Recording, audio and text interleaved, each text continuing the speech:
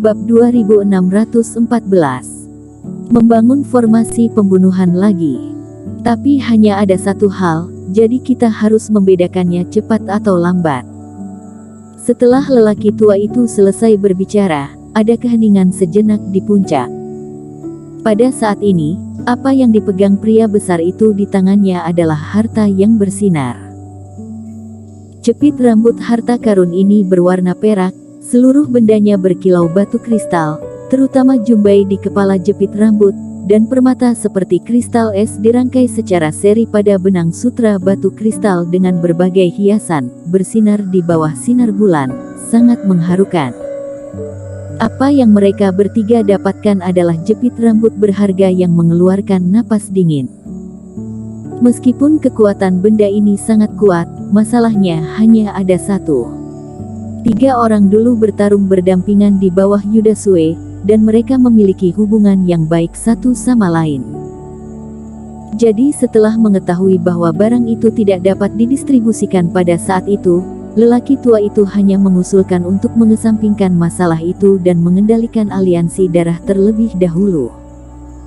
Jadi beberapa orang itu berbagi harta ini dan menaklukkan sekte sihir di sepanjang jalan. Mengambil keuntungan dari dugaan kematian Yudasue dan gemetarnya aliansi darah, dia menghubungi semua orang untuk membentuk aliansi darah baru. Dan aliansi kebenaran adalah pertarungan pertama dari aliansi darah. Mereka bertiga memiliki aura di hati mereka, dan ingin menghancurkan aliansi kebenaran ini, lalu sepenuhnya membangun posisi absolut mereka dalam aliansi. Namun, terlepas dari situasi eksternal, ketika hanya 3 orang yang hadir, jepit rambut ini menjadi masalah pelik.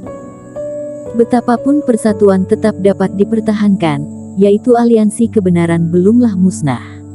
Jika semuanya tenang, mereka yang memiliki jepit rambut harta karun, jelas bahwa mereka dapat menjadi kontrol nyata dari aliansi darah. Mereka bertiga tahu ini dengan baik, bahkan jika hubungannya tidak buruk, di hadapan harta dan kekuatan semacam ini, persahabatan ini bukanlah apa-apa. Pak Huang, terlalu dini untuk mengatakan ini, aliansi kebenaran belum dihancurkan. Pria kuat itu mengerutkan kening. Tidak, ambil 1 langkah dan lihat 3 langkah. Cepat atau lambat aliansi kebenaran akan mati. Pria tua berpakaian abu-abu itu menggelengkan kepalanya. Sebelumnya kita belum memahami metode jepit rambut yang berharga ini dan sudah memiliki kemampuan untuk mengalahkan mereka. Kali ini kalau kita sepenuhnya mengaktifkan jepit rambut yang berharga, kekuatan Ice Phoenix pasti akan meningkat beberapa kali lipat. Aliansi kebenaran memilih untuk membangun formasi. Sudah terbukti bahwa keterampilan mereka buruk, apakah masih ada kemungkinan untuk kembali? Tidak bisa mengatakan itu, bagaimana jika mereka menunggu bala bantuan? Kata wanita bertopeng itu. Beberapa kultivator aliansi kebenaran yang kami tangkap, bukankah mereka memiliki leluhur? Seharusnya leluhur mereka lebih kuat. Itu hanya sekte yang baru terbentuk. Leluhur itu hanya lelucon. Seberapa kuat itu? Mungkin mereka baru saja merilis berita palsu yang membingungkan kita. Pria tua itu mencibir. Singkatnya, izinkan aku mengatakannya dulu. Setelah aliansi kebenaran dihilangkan, aku berharap kita bertiga dapat terus bersatu. Aku tidak memiliki pendapat tentang milik siapa harta ini. Aku sudah tua dan tidak akan hidup lama. Tapi jika seseorang tiba-tiba menyerang, aku akan mati bersamamu. Tentu saja. Aliansi darah adalah tuan dari kami bertiga, dan bukan tidak apa-apa juga kalau jepit rambut ini tidak dibagikan. Baik wanita maupun pria kuat itu mengangguk dan tersenyum. Tapi tidak ada yang tahu apa yang mereka bertiga pikirkan. Keesokan siangnya, Sugahan dibangunkan oleh Yunahan. Dengan kata lain, dibangunkan. Melihat Sugahan tidak merespon, Yunahan langsung memadatkan awan es yang dalam, berubah menjadi air es yang tajam dan menimpa Sugahan. Sugahan merinding dan tersadar. Dia pikir dia diserang oleh beberapa musuh. Alhasil, melihat Yunahan, dia merasa sedikit tidak berdaya. Berapa umur gadis jahil ini? Bagaimana dia bisa melemparkan paman keempatnya? Apa? Tuan Qin pergi sendirian dan berlari untuk menyelamatkan orang. Alhasil, dari Yunahan, dia mengetahui bahwa Erik Qin meninggalkan Slip Giok dan Sugahan uga kaget. Setelah buru-buru mengambil Slip Giok, Sugahan kembali tenang. Tidak apa-apa, Tuan Qin mengatakan bahwa tidak akan ada yang bisa dilakukan dalam 3 hingga 5 hari. 2 gadis itu seharusnya tidak ada bahaya nyawa. Sugahan selesai membaca dan hampir jatuh lagi, tetapi melihat mata lebar Yunahan dengan kemarahan, dia buru-buru tertawa, menghilangkan alkohol dan berdiri. Tapi omong-omong, 2 pelayanmu ada di sana, dan kita tidak bisa membiarkan Tuan Qin mengambil risiko sendirian.